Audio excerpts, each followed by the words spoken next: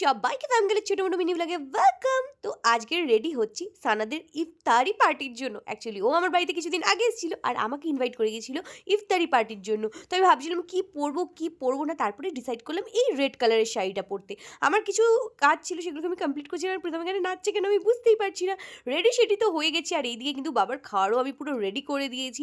রুটি ভাত দুটোই অল্প অল্প। বাবা এখানে স্নান করে পুজো দেবে আর সব কিছু রেডি করে দিয়ে আমি বেরিয়ে গেছি। আর এখন আমি যাচ্ছি হচ্ছে প্রীতমদের বাড়িতে, কারণ আমি দুপুরবেলার খাওয়া দাওয়াটা প্রীতমদের বাড়িতে করি, যেহেতু করে দেওয়ার কেউ নেই। আর বাবার খাওয়ারটাও প্রীতমদের বাড়ি থেকেই আসে, ওটাকে আমি গরম করে রেখে দিই। আর এখানে দেখো কাকিমা হাসছে দাঁড়িয়ে দাঁড়িয়ে। এবার আমরা বেরিয়ে পড়েছি, আর আজকে যাবো হচ্ছে অনেকটা দূর, মানে আমার বাড়ি থেকে অনেকটা বেশি টাইম লাগে, 1.5-2 ঘন্টা লেগেই যায়। আর দেখো এখানে পায়রাগুলো উঠছে কি সুন্দর।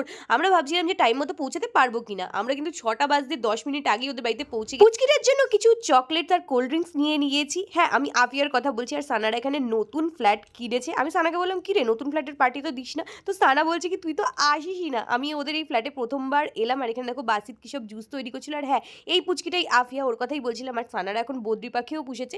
আজকের আফিয়ার আবার ডান্সের একটা প্রোগ্রাম ছিল, সেই নাচগুলোই দেখাচ্ছিল, আমি দেখছিলাম। সানা কত কিছু রেডি করেছে। আর এইখানে বাসিত দেখো একটা ড্রিঙ্ক তৈরি করছিল, ও ফল টল কেটে আরও অনেক কিছু। যাই হোক, আমি প্রথমবার কোনো ইফতারি পার্টিতে এসেছি, এসে বেশ ভালোই লাগলো। এই পুরো রমজান মাসটা কিন্তু বেশ মজার, ওরা সবাই মিলে একসাথে খাওয়া দাওয়া করে, কত মজা হয়।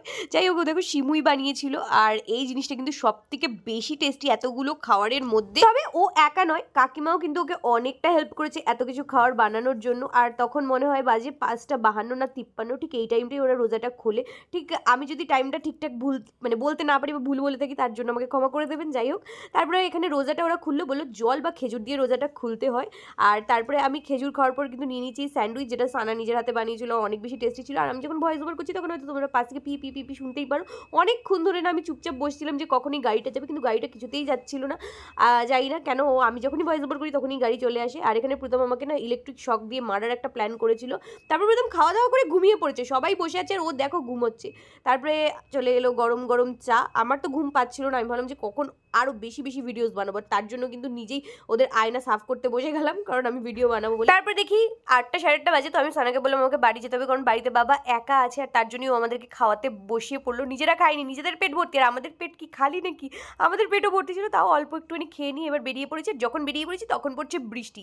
গাইজ, আজকের ওয়েদারটা এত সুন্দর ছিল, তোমাদেরকে কি বলবো। আর কলকাতার না রাস্তায় আমরা ঘুরে বেড়াচ্ছিলাম, যেখানে এই এত সুন্দর সুন্দর পুরনো পুরনো বাড়িগুলো দেখছিলাম। আর আজকের কিন্তু হাওড়া দিয়ে ফিরছিলাম, আর ইডেন গার্ডেন কিন্তু পুরো রেডি। বাই দ্য ওয়ে, আজকে থেকে IPL স্টার্ট হয়েছে। তোমরা কোন টিমকে সাপোর্ট করছো কমেন্টসে জানিও। আজকের দিনটা এইভাবেই কেটে গেল। দেখা হচ্ছে অন্য কোনো ভিডিওতে। টাটা।